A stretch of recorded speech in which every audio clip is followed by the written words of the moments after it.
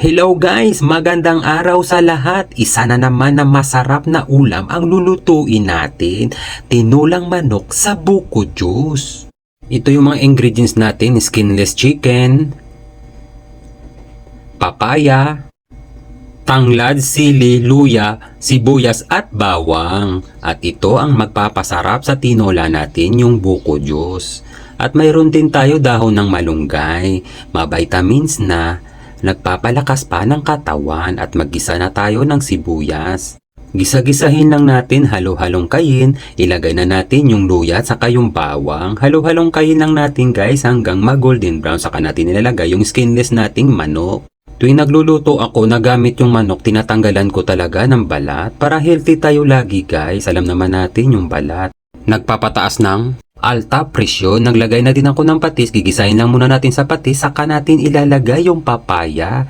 Gisa-gisahin lang natin, halo-halongkayin, saka natin ilalagay yung pampabango, yung tanglad. Saka natin ilalagay yung magpapasarap sa tinola natin, yung buko juice. Saka natin lalagyan ng pampalasa, asin lang guys. Pakukuluan natin ng dahan-dahan sa buko juice. Saka natin bubuksan yung buko. Kakayurin natin to pati yung laman. Bubuksan muna natin kasi hindi natin makakayod kapag hindi natin nabuksan yung buko. Saka natin kakayurin. Pati yung laman ng buko ilalagay natin mamaya kapag kumulo na yung unang kulo. Para lalong sumarap yung sabaw, mapawawawawawaw ka talaga sa sarap at paghigop ng masarap na sabaw. Hindi lang yan guys, isa din yan sa nagpapalakas sa katawan natin, lalo na yung mainit pa. Pag hinigop mo yung sabaw, saka natin ilalagay yung laman ng buko. At lalagyan din natin ng sili para lalo pa tayong gaganahan sa mahanghang-hanggang manamis-namis at masarap na sabaw. Tatakpan lang muna natin hanggang sa lumambot yung manok.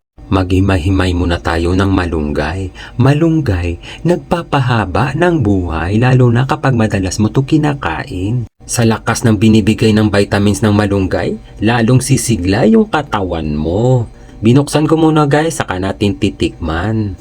Para alam natin kung ano pa ang kulang. Tinikman ko guys, parang okay na at tamang-tama lang yung lasa, manamis-namis. At kakaibang sarap ang nararamdaman ko nung nilasahan ko. At wag na natin to patagalin, ilalagay na natin yung dahon ng malunggay.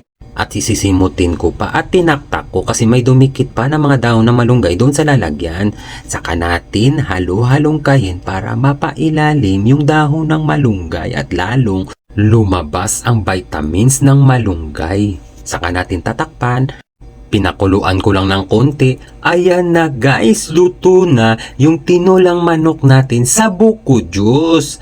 Ang sarap nito guys, sabaw pa lang, mapawaw ka na talaga sa sarap. At hindi ko na napigilan, sumandok na ako guys. At dito ko pa nilagay sa baon ng buko para lalong sumarap. Ayan na guys yung finished product natin, tinulang manok sa buko juice. Hanggang dito lang muna guys. Maraming salamat sa panonood. Don't forget to like, comment, share, and pakipollow yun na din ako guys. Yun lang, kalas.